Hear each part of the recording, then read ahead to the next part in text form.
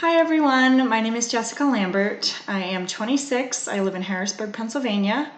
I have a bachelor's degree in accounting, and as to why I chose to get my master's in social work, at this point in my life, I hated accounting. I did it for a few years after school. I should have realized that I wouldn't have enjoyed it when I was also hating all of my classes.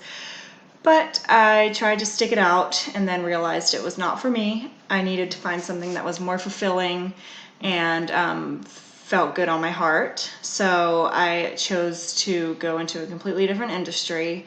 And to get to this point, I, after accounting, became an AmeriCorps with Habitat for Humanity and got a little bit more fulfillment in that, but then realized after doing a few mission trips with some high school youth that I really enjoyed working with youth and talking through their problems, their issues, just making them feel better.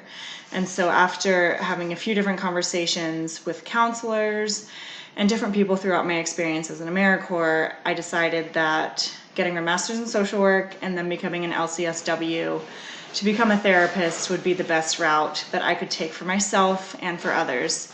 And I'm super excited to be here and really happy to get started with the class.